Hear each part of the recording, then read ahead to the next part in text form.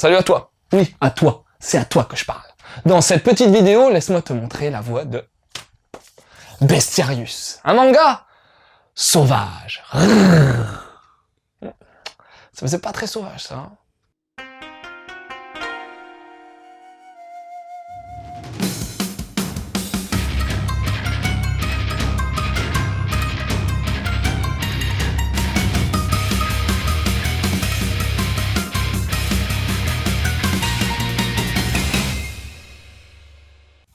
Je vais te parler de deux gars, Finn et Zenon.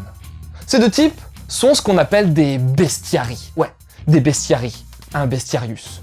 C'est comme des stimuli à un stimulus. Des anis à un... Ah, non, ça marche pas pour celui-là. Bref, on est dans les années 70-90. Pas 1970-1990, hein, non. 70-90, durant l'Antiquité, avec l'Empire romain et tout le bordel, tu situes ? Mais sauf que là, t'as également des créatures légendaires, genre des dragons et compagnie.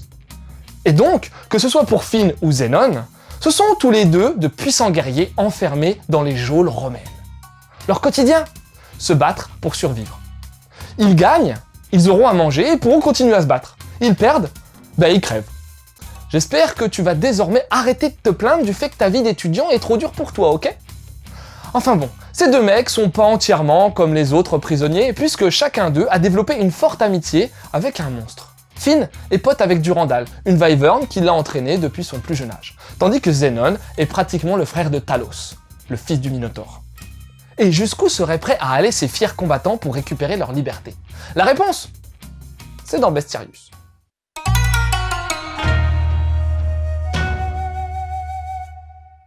J'adore le style de Kakizaki Masasumi, qui a non seulement une identité très prononcée, mais qui est, en même temps, hyper fin et détaillé techniquement parlant. T'as un gros travail sur les dégradés et les ombres des visages, allié à une grosse angularité des traits. Les cheveux sont magnifiquement réalisés avec pas mal de reflets, et je te parle même pas des armures et des monstres qui poutrent bien également. Et les décors, wopopo. C'est comme ça qu'on fait, hein, c'est bien ça ? Wopopo. Ah, un vrai Jones. Ouais. T'as aussi un travail de dingue là-dessus, avec la combinaison du trait de folie du mangaka et de la beauté architecturale de l'Antiquité. Et ça fait réellement des merveilles.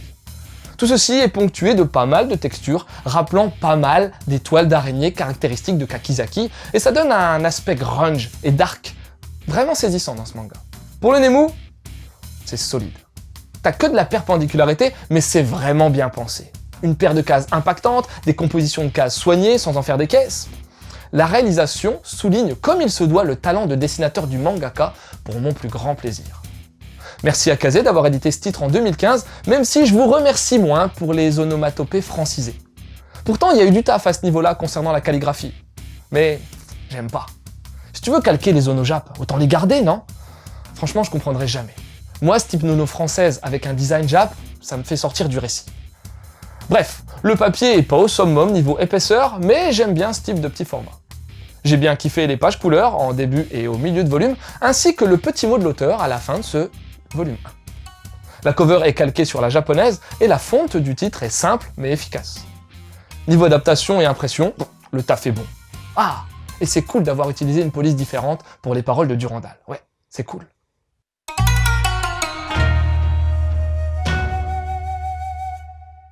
J'adore Kakizaki Masasumi. En France, on a entendu parler de lui sur le merveilleux Rainbow, manga carcéral sur lequel il a bossé en compagnie du scénariste Abe George. Après une édition un peu chaotique, la série fut en suspens pendant plusieurs mois, Kakizaki met en place plusieurs récits en solo. En France, on a eu droit à son one-shot horrifique Hideout, ainsi qu'à Green Blood, petite série typée western en 5 volumes. Aujourd'hui, son Bestiarius se termine en France en 7 volumes, et c'était là une belle occasion pour revenir sur ce manga qui m'a fait une belle impression. Déjà, je t'ai dit que graphiquement, le rendu était sublime, alors je reviens pas là-dessus. Mais l'histoire, elle aussi, est très sympa. Bon, assez simple au demeurant, mais n'empêche que... J'ai trouvé le mix entre l'aspect historique et mythologique plutôt pertinent. Les deux univers, certes proches, s'entremêlent comme il se doit et le rendu a une belle cohérence. Et comme l'ambiance dark et grunge est omniprésente, ça donne encore plus de cachet à l'histoire. Kakizaki met à nouveau en scène des prisonniers et sait excellemment bien faire ressortir l'isolement des cellules. En plus, il a le chic pour créer des personnages foncièrement mauvais comme ce de Centurion Sextus là, ou cette d'Ariana. Ouais, désolé de m'emporter, mais Kakizaki sait y faire avec les persos sadiques. Ils seront générateurs de dilemmes pour les héros de l'histoire, qui devront choisir entre liberté et famille. Car ouais, Bestiarius, c'est pas que des gladiateurs en armure qui doivent péter la gueule de monstres chimériques. C'est avant tout une ode et un questionnement sur la famille avec un grand F. T'auras également une vision sur la profonde injustice de l'Antiquité romaine et le rôle des esclaves dans cette société. En tout cas, si t'aimes les beaux dessins, si t'aimes le mix entre histoire et fantasy, si t'aimes les drames, si t'as envie d'une aventure palpitante et épique, je t'encourage vivement à lire Bestiarius. Non mais... Et pour les conseils, faut déjà que tu te mettes à lire Rainbow, un super manga où il sera question de gamins en maison de redressement hardcore de chez Hardcore. Il y a une paire d'années, la bande animée avait fait un raconte-moi un manga sur ce titre, alors tu peux le mater pour en savoir davantage. Après, il y a également un titre à connaître pour les fans d'Antiquité, c'est Thermae Romae. Et tu sais quoi? On en parle dans un ancien mangado, alors là aussi tu peux mater ce que ça donne. Et pour le dernier conseil, et aussi et surtout parce que c'est une licence qui me plaît beaucoup, tu peux jouer à God of War et incarner Kratos, un Spartiate hyper badass qui n'aura qu'une seule ambition, péter la gueule des dieux de l'Olympe. Voilà, c'était Loud, j'espère que cette petite chronique t'aura donné envie de lire Bestiarius. Je te laisse et continue de suivre la voie du manga.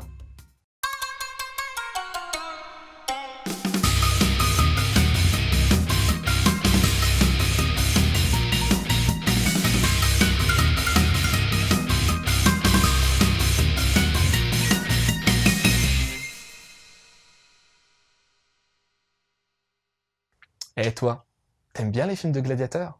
Allez, fais pas ton timide, va.